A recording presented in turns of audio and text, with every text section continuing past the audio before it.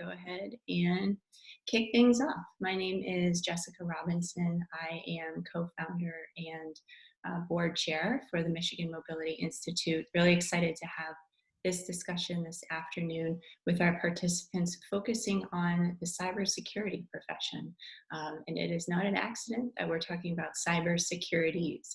One of the things that we want to bring to everybody here today is the idea that there are lots of different opportunities for work in this field. So Tamara, Samir, and Mark, thank you again for joining me for this discussion today. For those participants, as you're jumping in, if you're already here, thanks for joining us on time. We do have both the chat and the Q&A enabled. As we go through this discussion today, if there are questions that you want to bring to the panel, please go ahead and log them there in the Q&A. We'll try to work those into the discussion and then likely have a few dedicated minutes at the end of the conversation for Q&A. I also want to give a special thank you this afternoon to the SAE Detroit section. You all have been a great partner for the Michigan Mobility Institute for this ongoing series of conversations about opportunities in mobility. We couldn't do this without you. And so we're going to kick things off here. I'm going to briefly introduce the panelists, and then we'll actually have you go around and add a little bit more color commentary to your background. So joining me, we have Tamara Shoemaker. Tamara is the director of the Detroit Mercy Center for Cybersecurity and Intel Studies. Tamara, man, you got a lot here. Co-founder of the Midland Center and Center of Excellence with the National Cyber Patriot Program at Michigan Cyber Patriot. I'll have you also explain what CISSE is. We also have Dr. Samir Taut, who is Professor of Information Assurance at the School of Information Security and Applied Computing at Eastern Michigan. And we have Mark Zakos, who's president of DG Technologies. So a couple educators and a practitioner in the field. Tamara, I'm going to throw the question back to you.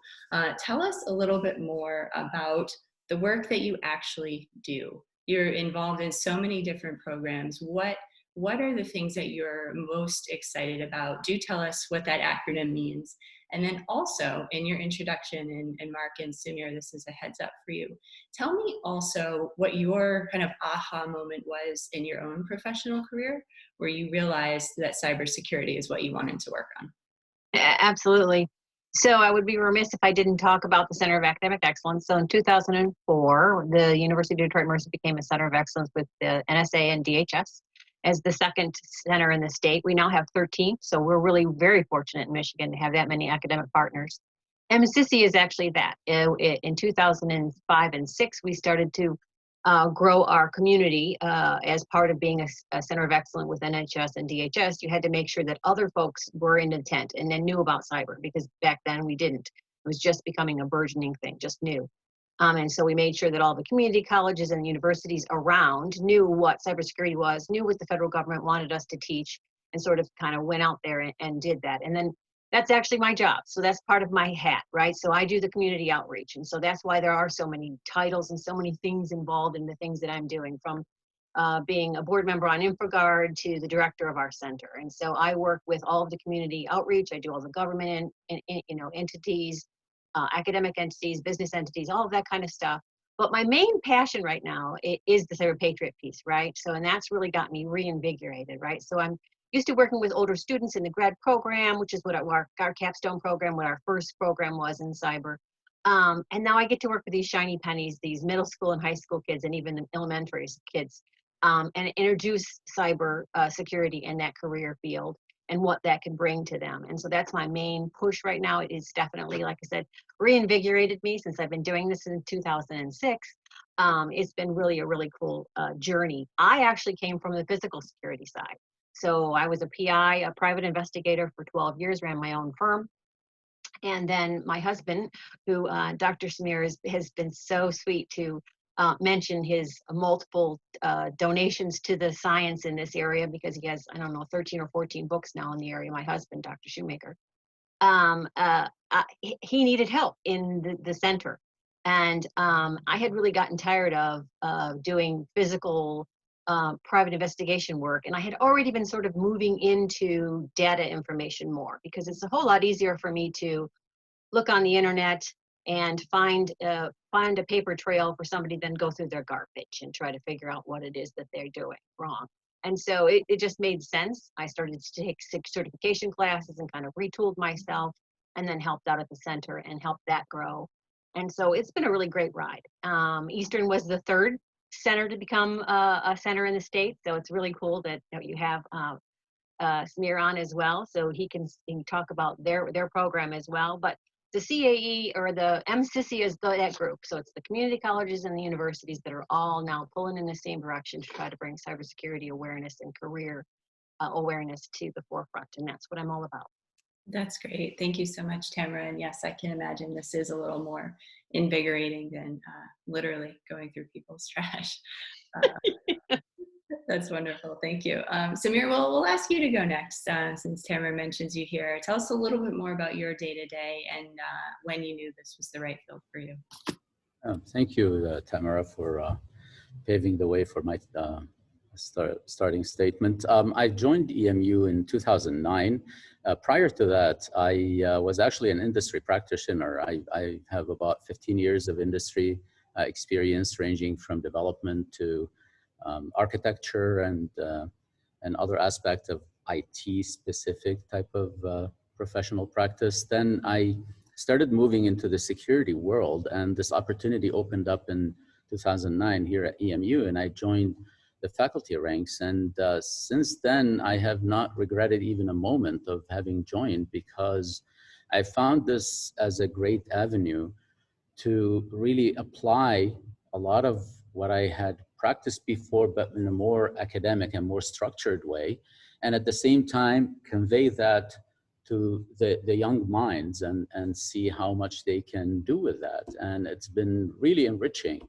It's been very fulfilling to see what they were able to do. I have also participated in the past several years in grant proposals to the National Science Foundation. And we were awarded a grant in 2014 jointly with Merit and U of M. And it was mostly about detecting anomalies in smart grid environments and, trying to address those potential threats that may befall the cyber physical systems. And that's when this whole feeling of, belonging, so to speak, into cybersecurity even got even more or stronger. And started some outreach with the community, did some hour of code out with some of the schools. I was taken aback with some of what I saw in the little kids, the middle schoolers and even some elementary schoolers that were able to actually connect with some of the fundamental concepts in computing. And some also started talking about some aspects that are related to security. So I'm like, you know what, we can connect with these kids. We can start introducing this stuff to them early on. And then I worked internally. EMU has been doing outreach efforts for the past decade in a program called Digital Divas. So I was involved in that in the early days of that, where hundreds of high school girls are brought in, and now actually got extended to middle schoolers. And they come in, they get exposed to technology, cybersecurity, and then again, they innovate. So this big experience has been very enriching to me. And as you can see in my background, possibly that this is my lab for vehicle cybersecurity. And I've been focusing on mobility, cybersecurity, and autonomy in the past 4 or 5 years. And we were fortunate to get a grant, a $1 million grant from MEDC to purchase some state-of-the-art equipment and to be able to take this lab to the next level. Also recently, we got support from Game Above, who are key players now, a group of alumni who wanted to help take Eastern to the next level. And they've just invested $5 million in our College of Engineering Technology, now Game Above College of Engineering Technology. So this whole, I really feel I belong in this world, but I really want to also convey the idea to others to see what's out there, what cybersecurity provides. Great opportunities for students, great opportunities for new practitioners, even existing practitioners as well. That's great. Thank you so much. And it's very clear. This was immediately apparent to me when we had our discussion in advance of this presentation today, how passionate you all are about this space. And it's very clear that you all found your place in this industry. So Mark, we'll have you round things out here. Tell us a little bit more about your work, your day-to-day. And again, when was that moment that you knew this was the right place for you? Yeah, I appreciate that question. And the idea that I'll relate to you first is, what do I do? I have a day job. I run a company. We're in Farmington Hills, Michigan, and it's automotive technology, automotive communications, and diagnostic technology. So things that your viewers might relate to that we work on here is underneath the dashboard of your car that you drive, every car, there's a connector there. It's a 16-pin connector. There's actually an SA standard, J1962 is the SA standard. So we work, my day job is we make things that plug into that connector on that car that you drive, and allow the mechanic or technician who's working on that car to read information to figure out what's wrong with the vehicle. So that's also known as OBD2. And so that's what I do for a living. I have an afternoon job, if you will, and also an evening job, so I'm pretty busy. I would call my afternoon job is my SAE committees that I collaborate in and participate in. So that OBD2 connector, I was one of the guys who, one of the people who actually used that knowledge of how the vehicle talks to the outside world and developed the SA standard for OBD2. So a small part, I'm not the only guy, there's a lot smarter people than myself, but I collaborated on that SAE committee. And working forward from that, there's many more SAE standards of how vehicles communicate and connect to the outside world, both wired through a connector and wirelessly. So working through SAE has been a great opportunity to enhance my knowledge and learn from other people that really know what they're doing in that level of communication. And then, further on from that, I do teach and taught at Wayne State, University of Michigan, Dearborn, classes related to that, undergrad classes related to that, and through now through one of my projects through SAE is called CAN bus hacking, how to hack into that OBD connector that I talked about inventing or helping invent. Now, the aha moment that you had asked me about really occurred to me during that thought process here. When we created that OBD2 connector and we created that communication, all those professionals, engineers here in the automotive industry, we had no idea that something malicious or somebody would abuse, take the standard and take that technology that we had created to help you as a consumer fix cars, and mechanics help upgrade and keep your cars up to running correctly, properly. How would somebody possibly want to hack in there and break it and do something bad? We had no idea that would ever occur to us. And I'm talking, 25 years ago. So when I see people and read people and the hacking that's going on, it's very interesting to me to understand the researchers that are learning about these things. But the other part of that story is that we had no idea. Of course they were able to hack in there. We had no idea that anybody would try that. So my message then would be to say, well, up front, let's create standards that are secure, that we think about those things. And as we're going through and educating our students, you know, let's have them think about that up front. We were missing that 25 years ago. We didn't even occur to us.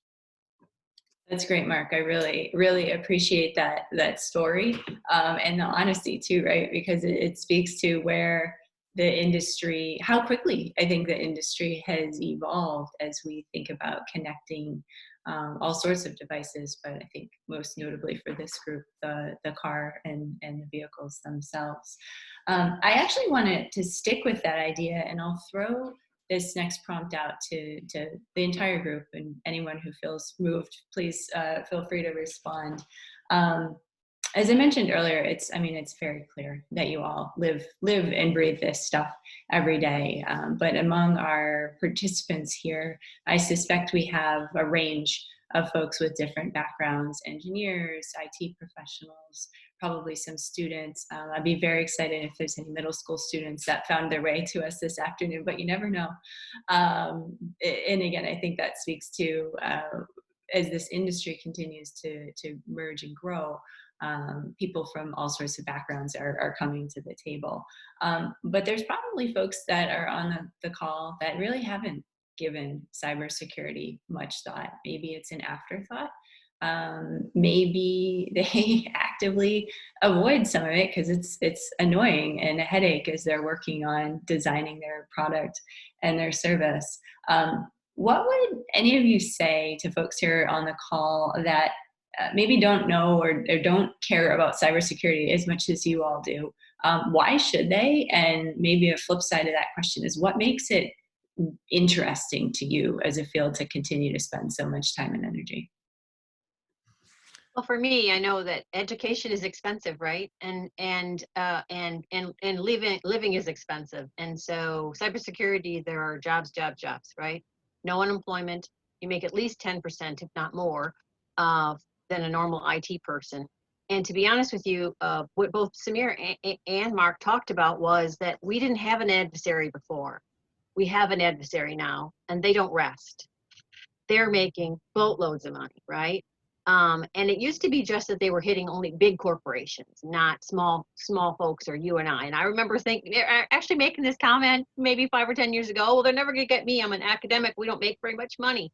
But now they're even working on small people, mom and pops, our grandparents, everybody, right? Stimulus check problems, everyone. And so we need everybody in the fight. We need everyone to be involved in this. And even if this isn't something that you think you could do as a career, we need you to at least be cybersecurity aware. And so that way you're not sort of fighting what some of us are trying to do, right? So like you said, that port, right? I've gotten advertisements on the web that say, here's this little thing that you can put into that port and it'll track your miles. I know. It'll track your miles and help you be a better driver and it's like, hold it, wait a minute, that's not something authorized. We don't know at all what's in that and who it's radioing to, but it's there and it's, they're dirt cheap, right? And so suddenly, we have attack place that we didn't used to have, right? And so we need more people into this pipeline. It is a critical problem right now. We have, in the state of Michigan, we have 8,000 open jobs right this moment that need to be filled. And so jobs. So bad guys, yes, really, really bad thing, but also really lots of opportunities. If I may, I guess, piggyback on what Tamara mentioned, I guess, where do I start is the first thing that comes to my mind is we're in a new era that is witnessing really incessant and new types of cyber attacks. It's no longer the old traditional easy to solve type of attacks. They're getting even more complex. And let's keep in mind that these attacks now are affecting everyone. So now it is getting down to the personal safety and that of the family. Think identity theft, blackmailing, etc. Attacks are increasing in sophistication and putting us on the defensive, the practitioners, the educators, and and all of us really out there. They're increasingly having major impact on businesses, large and small, of every size, sometimes even leading to loss of jobs, unfortunately, even sometimes maybe a loss of life. And that's the kind of thing that we have to really keep in mind. This is a crucial, I wouldn't say even crucial, it's vital for everyone to consider cybersecurity as a field. Businesses currently are practically scrambling to find cybersecurity talent.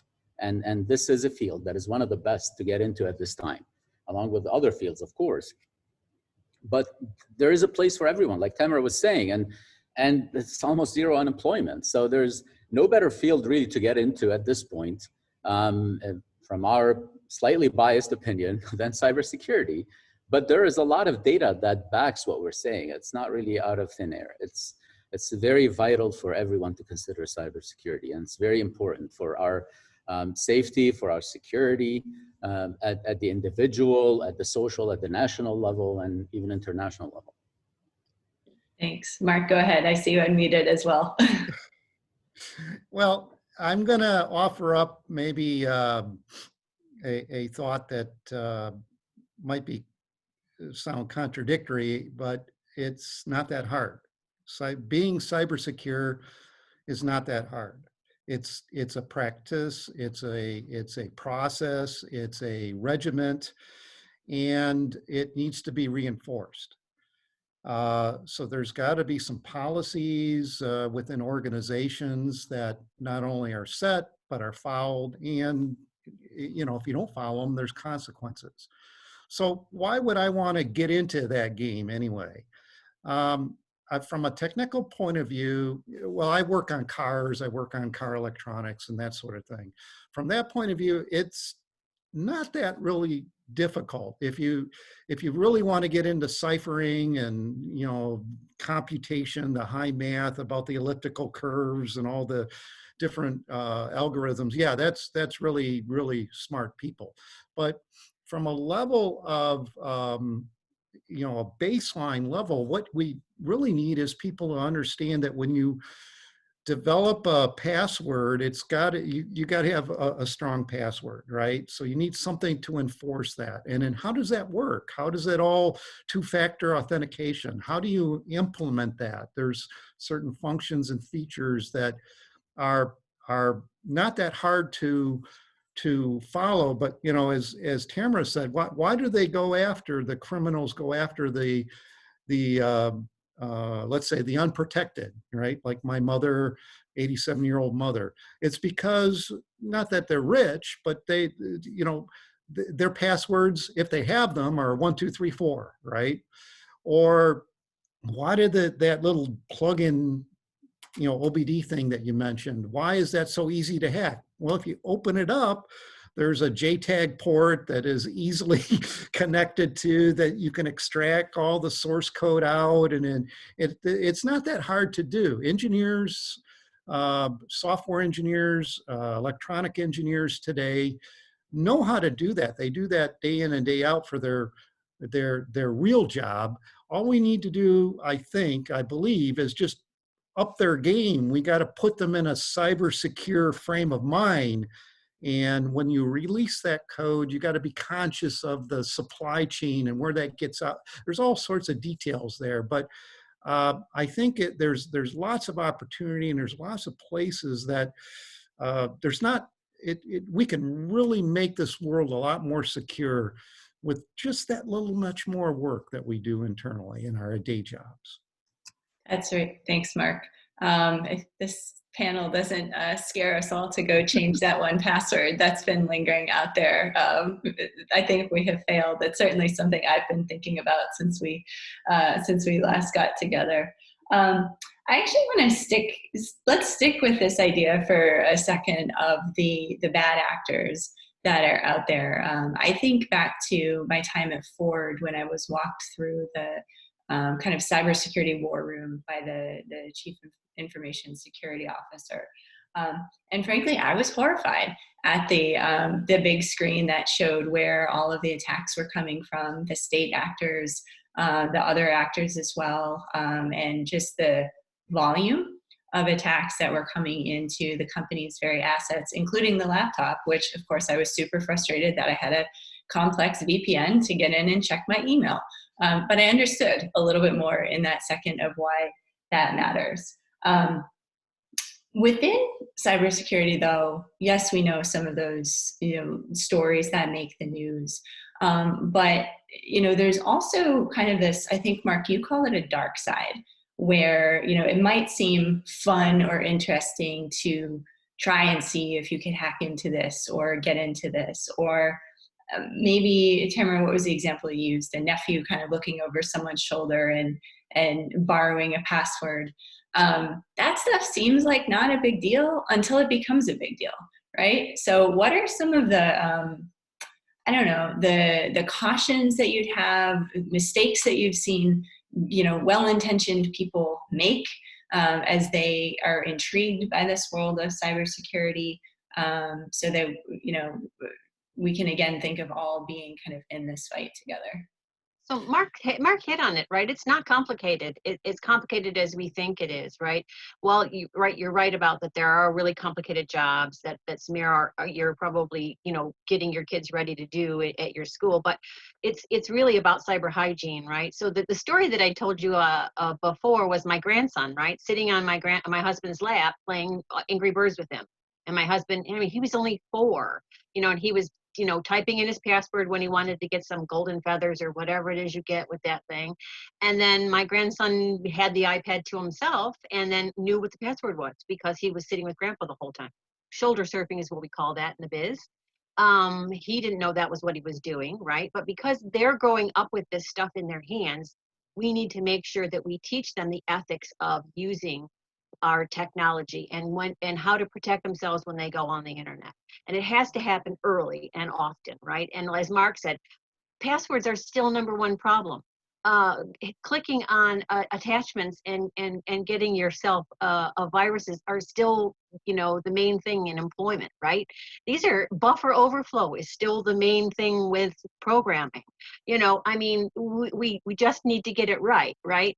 But again, it's following. I love the way you explained it, Mark. It's following good procedures, right? And good cybersecurity. Right? Absolutely. Well, but we didn't have bad actors before. We do now, and they know all the tricks. And so, in fact, I just read an article this morning that right now, 1/4 of the vulnerabilities or the attacks that we have right now are brand new today, right? So we don't even know how to fight them, let alone protect ourselves from them. But if we take those good security things and do those things, and we also teach that just because you can do it doesn't mean you should. So when I'm talking to my Cyber Patriot kids at all levels, at the camps and during the competitions, I tell them just because you can doesn't mean you should, right? So Right. even if they can reverse engineer the game, that's not how you win the game. You win the game by protecting the corporation. You don't do it by nefarious ways, unless you want to wear an orange jumpsuit and go to prison now, because that is what's going to happen now. The top attack, as you say, the most common cyber attack is through emails and attachments and click here. And I think 80–90% of successful attacks start that way. The #2 avenue is the insider attack, right? So just as you mentioned, the ethics and just think about that as, if I do it, take the shortcut and nobody's going to catch me, right? We have to frame that up as a community. There's got to be a way for us to stand together to say this is not the right way to do it. Part of that, I think, is still missing. We have the technical approach, but how do we combine that with that ethical side? That's really an important ingredient that we have to work on harder. Yeah, if I may add, I guess along the same lines, that obviously the word ethics comes to the forefront, and we did realize that. We did realize that a while ago, and like my colleagues mentioned, we realized that we really need to work very hard on this, because the tools that we teach to our students make them feel more powerful. And, you know, powerful can spoil people at the end of the day, you know, that, and that's where we need to step in and then say, look, you know, this is not a tool to use for the dark side. Just, you know, you can become a CEO if you use it in the right way. You can become a CISO. You can do this and that. And that's, you know, students, they're smart, they're curious. They're not necessarily driven by malicious intent. But sometimes they do interesting things. And then early on in our program, that they did a couple of interesting things, let's say, that our EMU IT said, look, guys, you're going to be on your own network. We're just isolating our network from you. And now we live on our own network at the university, the Information Assurance Network. And that's a good thing. You know, that way we're able to let the students improvise, but still within the confines of a framework, ethical framework. So what we did is we actually turned hacking into ethical hacking. We integrated ethics into every single offering that we have in our courses, especially those that have more of a penetration testing and more of an offensive type of security nature. Even in some of the events that we're involved with, and Mark has been on these events with me with Cyber Auto, that when I was mentoring some of the students there from high school, very bright kids, and offering them some tools. And then along the way, you know, we kind of throw in this one tool that allows them to do jamming as an option. And jamming is illegal. But we explain to them that this is illegal. This is illegal. This is legal. You can use these. And then we let them loose. And then we monitor and see, you know, are they actually using the correct tools? We provide them with the guidelines. They actually accomplished a lot without even having to use a jamming tool. They realize that.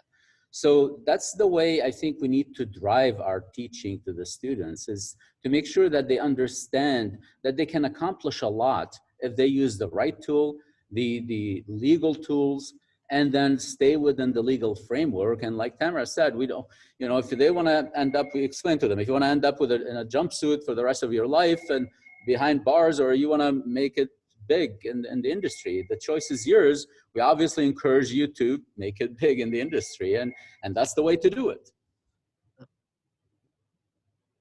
That's great, thank you. And again, really, I think very practical, real world examples.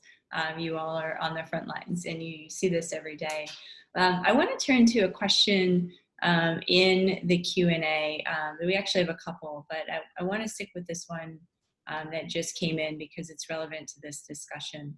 And this idea that cybersecurity is a mindset, a methodology, and a practice. So, and the question is around, you know, is it not difficult to design systems to protect against breaching techniques that haven't been used yet? Maybe as an industry and as practitioners, how do you even go about predicting the unknown? I would say, Tamara, you said there's only, you know, a quarter that are new techniques. I say, okay, good. Let's start with the 75% that we know how to address and start with a good foundation. But how can you possibly know the unknown and find where these new weaknesses and holes are coming in? You can't, because humans are involved. And like Mark said, you know, the humans, the soft squishy bits between the computer and the keyboard are the ones that are in control here, right? But again, what Mark said earlier about being systematic about this, teaching, you know, it's just like, I had a friend who jokingly said his children learned about hygiene because we got a pandemic. Mm. You know, suddenly they're washing their hands. You know, and so where that's happening. So this is $1 trillion industry for the bad guys, right? And so we're losing money. We're hemorrhaging money. Our businesses are hemorrhaging. Our people are hemorrhaging. They're going after the weakest population, right? So the senior citizens are being hit. Everybody's being hit. We're hemorrhaging. We need to do something differently, right? And so we can, by systematically taking care of it and just following good protocols. And if you start there, you're taking your attack surface and making it much smaller, right? And so that's what we have to work on, is making our attack surface much smaller. My husband used to say, it's okay if I have mine under control, then I'm not the weakest link. They'll go after the weakest link. But we want all of it to be okay, because our infrastructure depends on this. And so we need to be safe. We all need to work together to do that in a systematic kind of approach. And that's the reason that we became centers of excellence, Samir, right?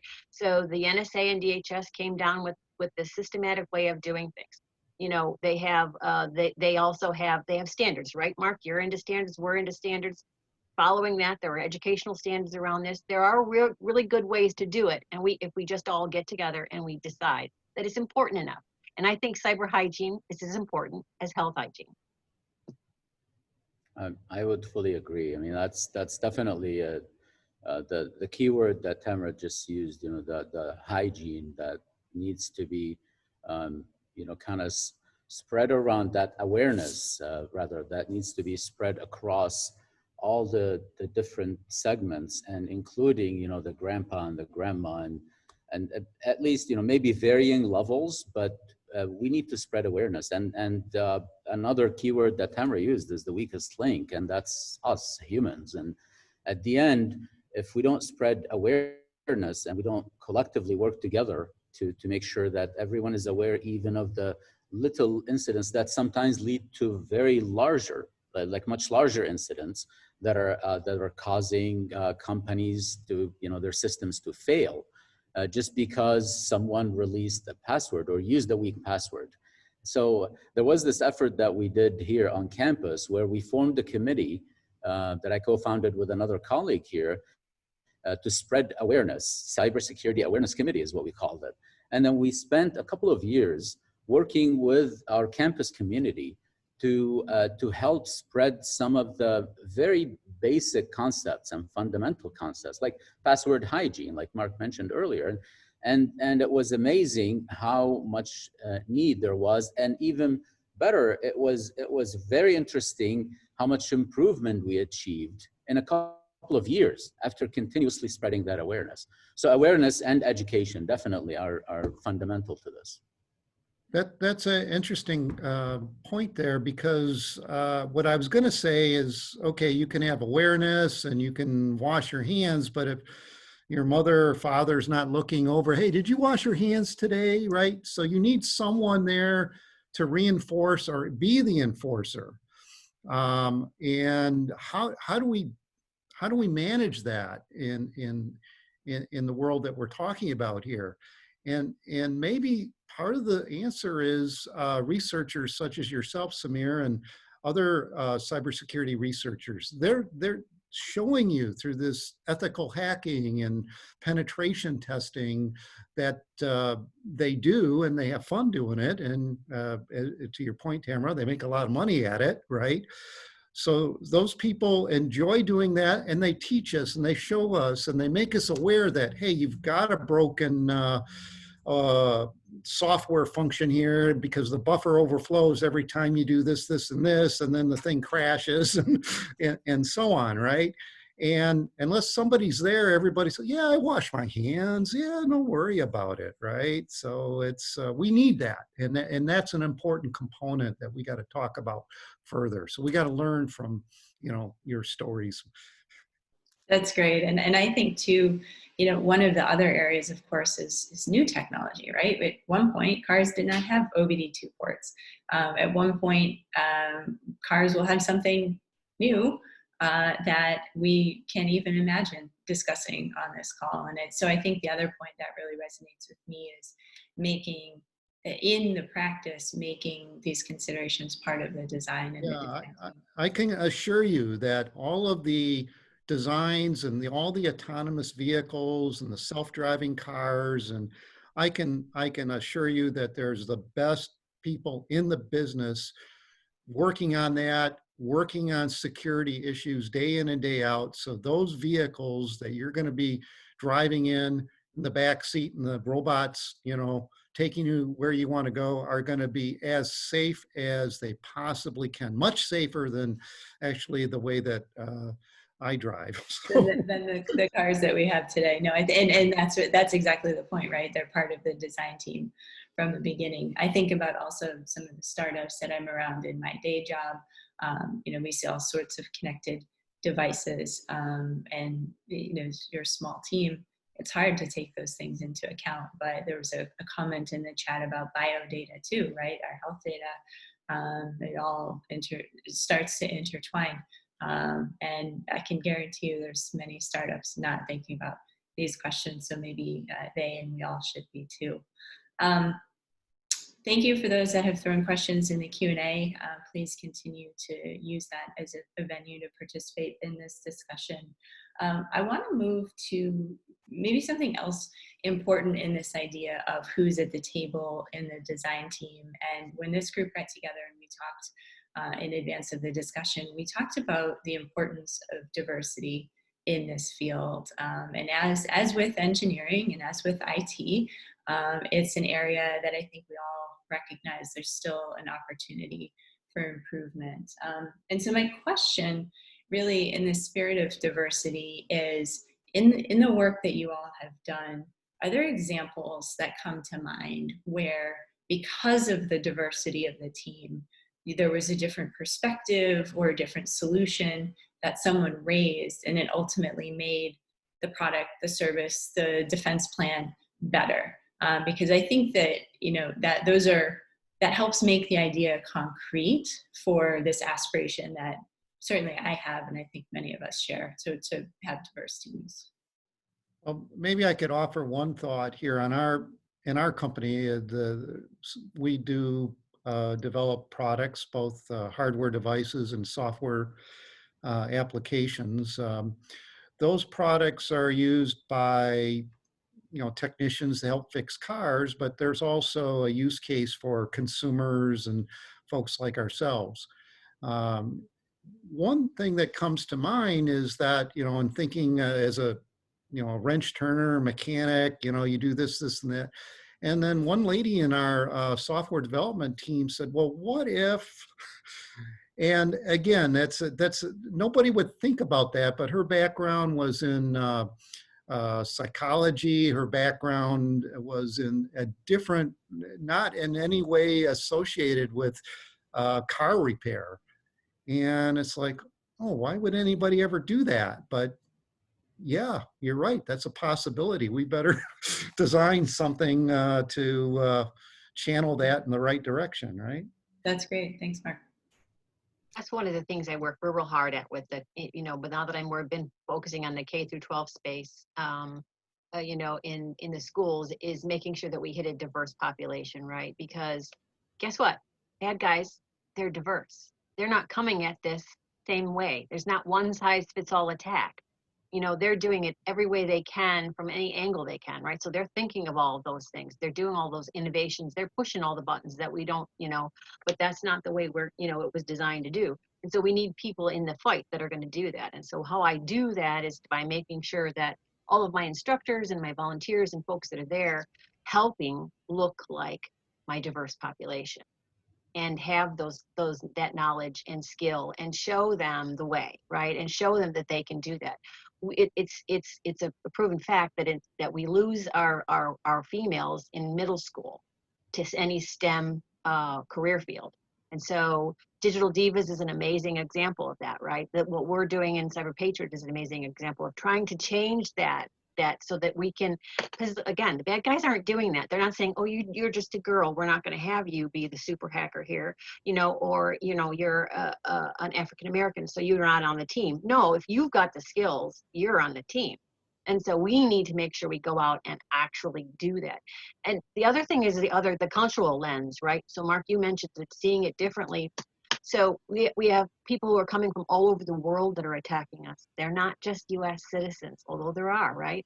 And so they have different cultural things. Like it was a while when my husband has been teaching for 36 years, a professor. And one of the things that was different about some of his foreign students were they would, when they were on an exam, they would say word for word what he wrote in his chapter as the answer for a question.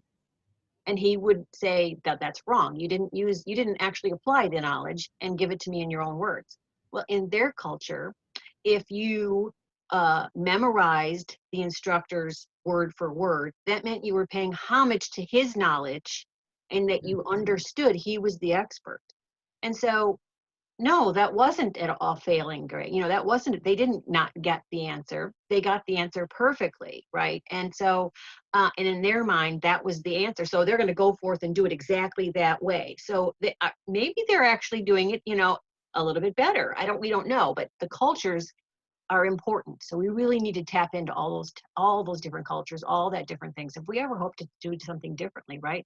We're using the same, you know, we're always fighting the war before instead of what's in front of us, and using the tools that we have at hand. And so, you know, 50% of the population is female. We need to have them in on this, right? We need to have as many diverse things as we can. And I'm sure Samir's got some examples of that as well. Oh, absolutely. Unfortunately, the popular culture has it that the typical person that we see working in cybersecurity is a man wearing a hooded sweatshirt. And unfortunately, it's estimated that females only constitute 20 or less % of cybersecurity experts out there. And we like my colleagues mentioned, we are dealing with more creative types of attacks that are coming from all over the world, internally and externally, and we need more diverse way of thinking. And women bring a new dimension into the approach that I've always, personally, I get excited when I see more women in the classroom, because I give them the floor as much as I give the guys out there. And I would see very clearly the diversified and enriching way that they address the topics. So it's not only male driven. And let me give you an example here that there was, as part of the cyber auto that that we participated in, Mark and I, before, and there was this young lady who was a senior in high school, and she was actually an international student. She was from Africa, and she was fairly intimidated. She did not want to touch anything. She let the guys speak on the team. She was the only female on the team. And then I sat with her, explained to her the details, and went through some of it. And once she felt comfortable with the topics, she actually went up the ladder of that group and then became the team lead. And there was a discussion that I actually witnessed in the background. I was sitting as a mentor, and I, kind of triggered the conversation between them. And there was this guy saying, no, we need to use a brute force attack, just hit it hard and we'll solve the problem. It's like, no, how about we use a man in the middle attack? And I'm like, you know what? She got it. She nailed it. And she actually led to bricking the actual car at the end. And she was the star of that experiment that they ran. And so there you go. I mean, that's really diversity at work. A female really proving to be the leader of the team, to providing much more valuable design conversations, and at the end shining. So we just have to bring more of those experiences further and further to the younger generation, right? So further down into the grade levels, as you well know, right? I'm not telling you anything new, but the topic always comes up, and again, I guess it's just the practice. We have to reinforce what you're doing, Tamara, and what you mentioned there, the cyber auto challenge, right? My daughter went through that. I shared that experience with you, and she was very angry with us as parents. We took her, 1 week in August, that she had to give up her summer vacation during high school. She was turning 16 that week. And we put her in this camp over there.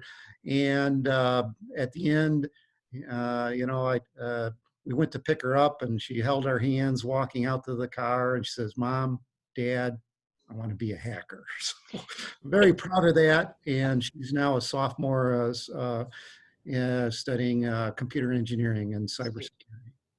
That's and it's also, I think, a really good example of maybe sometimes it doesn't take that much either, right? It's this idea of the spirit and the practice and the exposure, and even just having that conversation to say, why don't you try this too? And I do love the focus on the younger generation. Obviously, many of you, again, are deeply involved in programs with youth. whoever we are, and whether we have kids, work with kids, no kids, there's probably some way that we can also support this message of cyber awareness and cyber hygiene among that younger generation too. So I think that's one takeaway that we can all have with this discussion today. We only have a few minutes left. I want to make sure to cover at least the one other question that came in through Q&A. Maybe we'll have time for two. This is more of a philosophical question, I think, but I'm going to try and make it concrete. So the question our attendee was asking is, who has the authority to control and access our data?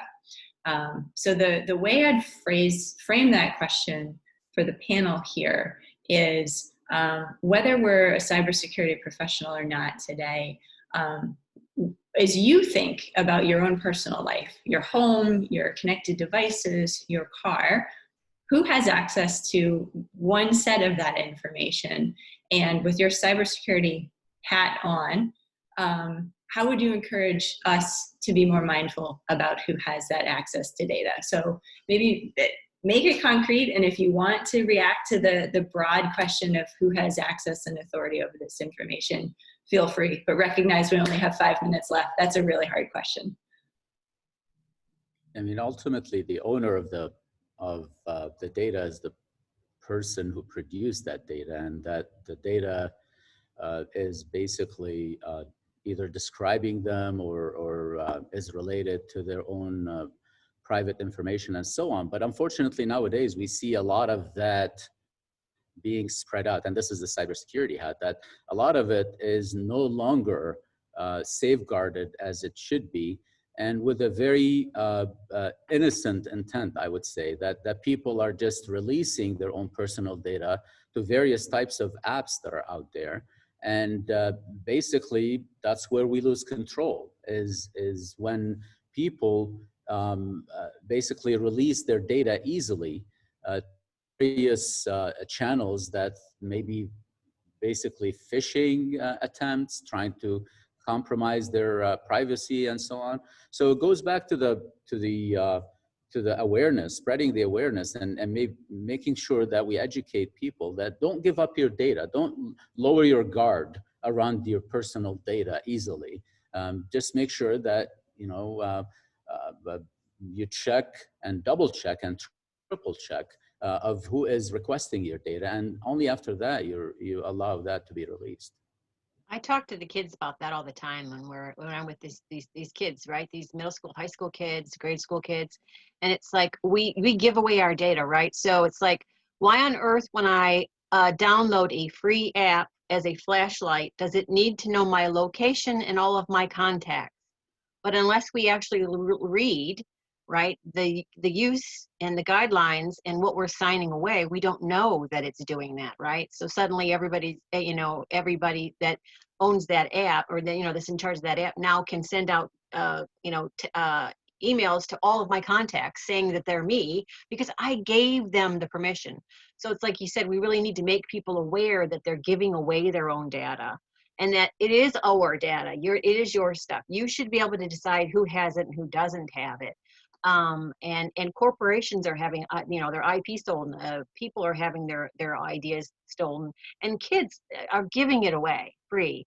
They just don't know it, right? It was a free app, and it could help me to make my my photos prettier, and so I could put little ears on my thing and stuff. But I just clicked yes because I didn't read the 4-page document that they sent, right, in the really, really tiny legalese print. But we really need to talk to people about that, right? So, maybe pay the $1.99 for that app and get the security features that are involved. We had Zoom problems, right, where people were Zoom bombing. What was the cure on that? The main cure was if you paid for Zoom, you had the security features to turn off anybody being able to bomb into your room, right? You could hit the security features. But if you didn't pay for it, if you had the free part, you didn't have those things. They've changed it since now, right? So they've updated all that stuff because they had such problems. But again, we're giving it away, so we need to stop doing that. Confidentiality and privacy is just one aspect of cybersecurity. Another aspect, another operator in cybersecurity is data integrity. So whenever I sign up for new apps, I always tell them I'm a 21-year-old female. And you wouldn't believe all the ads, crazy things that I get by email and pop up on my Google searches. But anyway, so the idea there is that, you know, we need to understand all those different angles and how you manage your data and your privacy is just one method, one part of cybersecurity. There's other things like how do you make sure that data is authentic and it's coming from who you think it really is. That's another whole new discussion. Yeah, let's have our students create the new future secure Zoom, right? Have them do that. That would be a great project for them. That's kind of the hope, right? Is that we're teaching this so much younger that maybe when they're doing the innovation, they'll have this all on lockdown before it's even released. Yep. That's great. I love those ideas. We are sadly out of time. I know that there were a question that came in at the very end from Shung. Sorry we didn't get to that. The question was around multiple points of fail-safe, including with autonomous vehicles. But I think that is an important point to remember in system design as well. So sorry we didn't get to that one, but thank you everybody for chiming in with those great questions. Thank you to the entire panel this afternoon. I learned some new things, even if cybersecurity profession is not in our futures. We all know now to go change our passwords and be a little bit more savvy about the permissions that we sign on our apps. Ooh. I think you muted yourself, Jessica. As an upcoming learning opportunity, wanted to share this seminar that the Michigan Mobility Institute is hosting called Mobility Ready. And this is a program that will be run on a Saturday morning in April, free for attendees who are interested in better understanding all of the types of jobs that are software focused in mobility. We'll cover basics of what's happening in the industry, have a great panel from some of our employer partners on HR teams, find out about what those jobs are that are in high demand, and then a little bit of a focus session on our own career readiness and some of those soft skills that we need to be really successful for the future of this industry. So you can sign up for that at michiganmobilityinstitute.org. Thank you all again. Thank you, Detroit SAE section, or excuse me, SAE Detroit section for being part of this today. And with that, we'll let you get on with the rest of your days. Thank you all. Bye-bye.